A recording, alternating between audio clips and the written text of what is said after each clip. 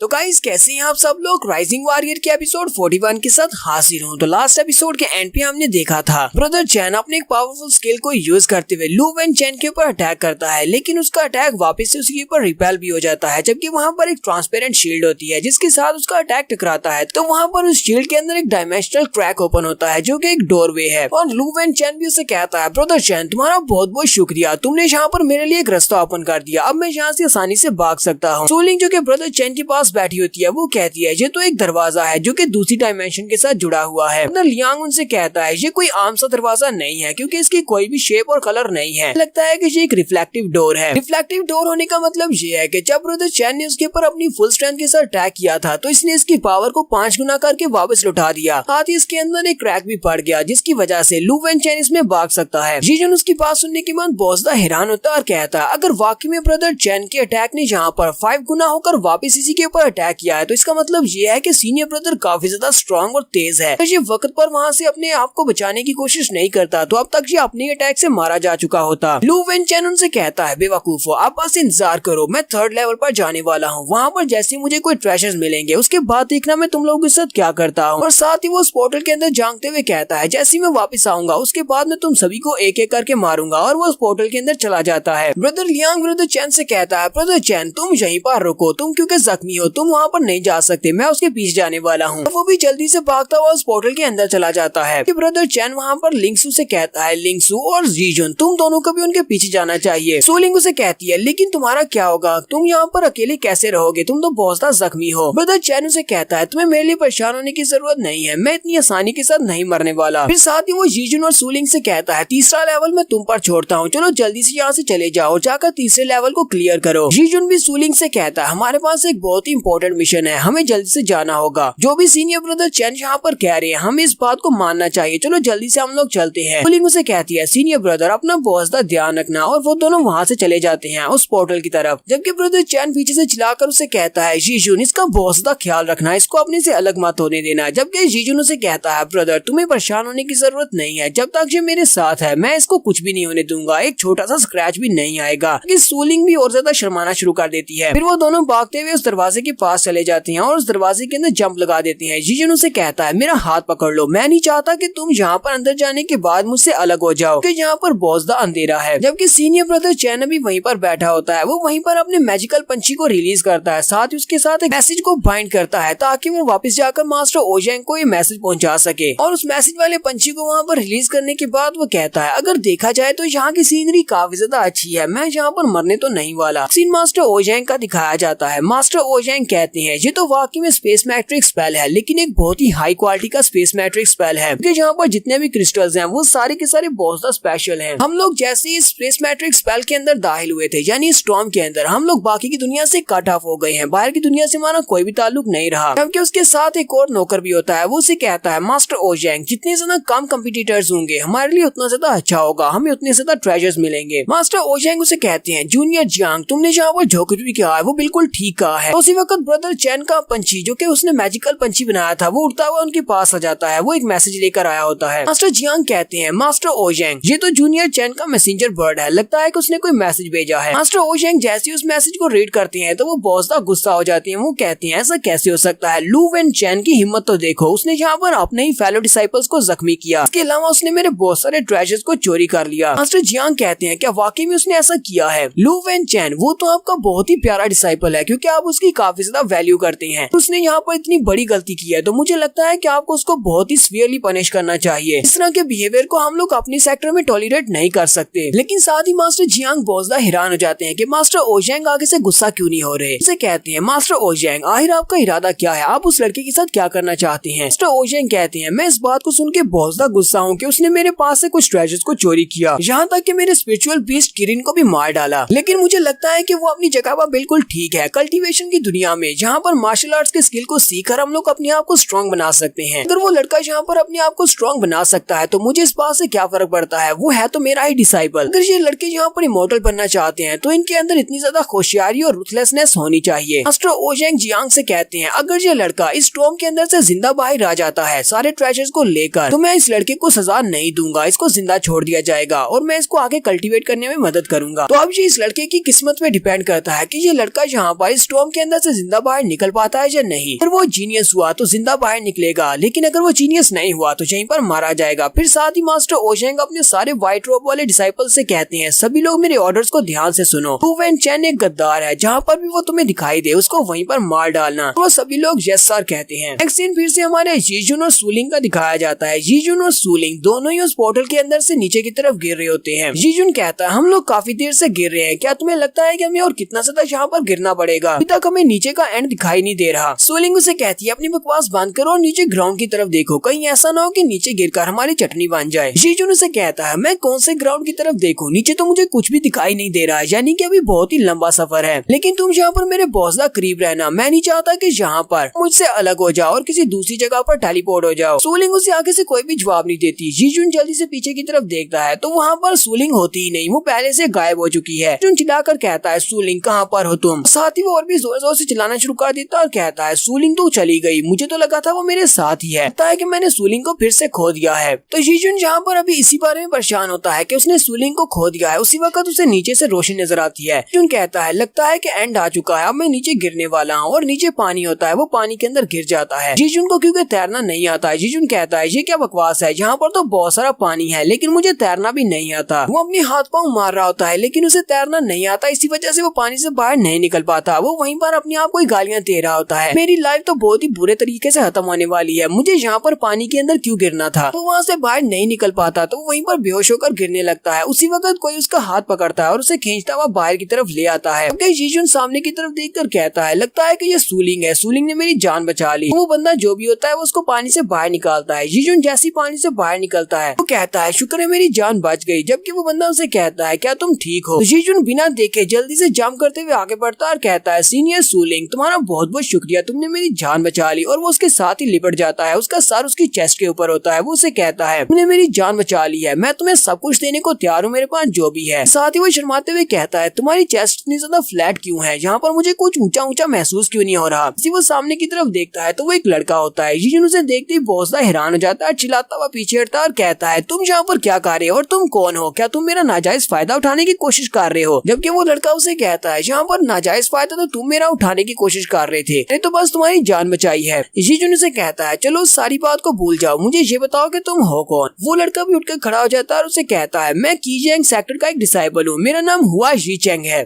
यीजुन उसे कहता है, तो ब्रदर हुआ, मेरा नाम यीजुन है और मैं टियानजियान सेक्टर का जीनियस डिसाइपल हूँ। बहुत बहुत शुक्रिया जो तुमने यहाँ पर मेरी जान बचा ली। फिर साथ ही वो पीछे की तरफ मुड़ता और कहता है, मुझे एक बहुत ही इंपॉर्टेंट काम करना है, मुझे किसी को ढूंढने के लिए जाना है, इसलिए तुमसे बाद में मिलूंगा। हुआ यीचिंग उसे कहता है, लेकिन तुम्हें किसे ढूंढना है, तुम किसको ढूंढने के लिए जा रहे हो? यीजुन उसे कहता है, यहाँ पर पोर्टल के अंदर गिरते वक्त मेरे साथ मेरी एक दोस्त भी थी, रास्ते में वो मुझसे अलग हो गई, इसलिए मैं उसको ढूंढने के लिए जाने वाला हूँ। हुआ यीचेंग उसे कहता है, मैंने कुछ देर पहले यहाँ पर बहुत सारे टियानजियान सेक्टर के डिसाइपल्स को देखा था जो कि उस पैलेस की तरफ गए हैं, वाटर पैलेस की तरफ। मुझे लगता है कि जिस दोस्त को तुम ढूंढ रहे हो वो दोस्त भी उसी तरफ ही गया होगा। यीजुन उसे कहता है, पैलेस कहाँ पर है, मुझे भी दिखाओ। साथ ही वो चिल्लाकर उसे कहता है, चलो जल्दी से बताओ कि वो पैलेस कहाँ पर है, मुझे अपनी दोस्त को ढूंढना है। जबकि ब्रदर हुआ चिल्लाकर उसे कहता है, कहीं तुम अंधे तो नहीं हो, मैं तुम्हें इशारा तो कर रहा हूँ, वहाँ पर सामने की तरफ देखो, वहाँ पर सामने पैलेस है। यीजुन सामने की तरफ देखता और कहता है, क्या वाकई में वहाँ पर पैलेस है? और वो सामने उसे पैलेस दिखाई देता है। यीजुन कहता है, ये पैलेस तो वाकई में बहुत ज्यादा बड़ा है। ब्रदर हुआ उसे कहता है, हाँ ये पैलेस बहुत ज्यादा बड़ा है क्योंकि इसका नाम वाटरी पैलेस है और तुम्हारे टियानजियान सेक्टर के जितने भी पावरफुल लोग हैं वो सारे इस वक्त वहीं पर इकट्ठे हो रहे हैं। यीजुन कहता है, तो फिर मैं भी वहीं पर जा रहा हूँ क्योंकि मुझे लगता है कि मेरी सिस्टर सूलिंग वहीं पर होगी। और वो भागता हुआ उस तरफ जा रहा होता है तो उसी वक्त ब्रदर हुआ उसे कहता है, यहीं पर रुको, तुम उस तरफ नहीं जा सकते। यीजुन उसे कहता है, तुम्हारी इस बात का क्या मतलब है कि मैं वहाँ पर नहीं जा सकता? इसी वक्त उन्हें उस पैलेस के ऊपर से मास्टर्स के चिल्लाने की आवाज आती है क्योंकि वो आपस में फाइट कर रहे होते हैं। मास्टर सान और मास्टर डू वो दोनों आपस में फाइट कर रहे होते हैं क्योंकि वो यहाँ पर किसी बात पर डिसएग्री कर रहे होते हैं। मास्टर सान मास्टर डू से चिल्लाकर कहते हैं, कमीने घटिया इंसान कहेंगे, तुम यहाँ पर ये सब कुछ कैसे कर सकते हो? हम सभी ने डिसाइड किया था कि सारे ट्रेजर्स को हम लोग आपस में बांटेंगे, लेकिन तुम अपने वादे से पीछे हट रहे हो। मास्टर डू से कहते हैं, मुझे तो कोई भी वादा याद नहीं है जो मैंने तुम्हारे साथ किया हो, इसलिए यहाँ पर जब कोई वादा ही नहीं किया तो मैं तुम्हें अपने ट्रेजर्स क्यों दूंगा? ग्रैनी ली आगे बढ़ती है और उसे कहती है, शायद तुम बोल रहे हो, हम चारों ने वहाँ पर वादा किया किया था जब हम लोग टॉम के बाहर थे कि हमें यहाँ पर जितने भी ट्रेजर्स मिलेंगे हम उन सभी को आपस में आधा आधा बांटेंगे। तुम कह रहे हो कि तुम्हें सारे के सारे ट्रेजर्स चाहिए, जबकि मास्टर डू उनसे कहते हैं ये बात ठीक भी है क्योंकि यहाँ पर जितना कुछ भी किया है वो सब कुछ मेरी डू फैमिली ने किया है, तुम दोनों की फैमिलीज ने यहाँ पर किया ही क्या है, तुम दोनों को यहाँ पर कोई भी ट्रेजर्स नहीं मिलेंगे। मास्टर सन गुस्से के साथ उसे कहती हैं लगता है कि तुम ऐसे नहीं मानोगे, तुम्हें सबक सिखाना पड़ेगा। तो अपनी पावर्स को रिलीज करते हुए अपने वेपन को लेकर उसके ऊपर अटैक करने के लिए आगे बढ़ते हैं और वो उससे कहते हैं मास्टर डू मैं अपनी तलवार की सिर्फ एक ही स्ट्राइक के साथ तुम्हारी बॉडी को 2 हिस्सों में काट दूंगा। जैसे वो अपनी तलवार को घुमाकर मास्टर डू के ऊपर अटैक करते हैं, मास्टर डू उसके अटैक को अवॉइड करते हुए जल्दी से घूमकर उसके पीछे चले जाते हैं और पीछे वाली साइड से अपनी मैजिकल पावर्स को रिलीज करते हुए उसके ऊपर अटैक कर देते हैं और कहते हैं मैं क्या लगा था कि तुम इतनी सी पावर के साथ मुझे मार सकते हो। ग्रैनी ली भी ये देखने के बाद बहुत ज्यादा घबरा जाती है कि अब यहाँ पर क्या होने वाला है। बाकी में मास्टर डू मास्टर सन को यहाँ पर मार डालेगा और यहीं पर हम लोग अपनी एपिसोड 41 का एंड करेंगे। एपिसोड की एक्सप्लेनेशन अच्छी लगी हो तो कमेंट करके जरूर बताइएगा, चैनल को सब्सक्राइब कर दे, वीडियो को लाइक और शेयर कर दे। शुक्रिया।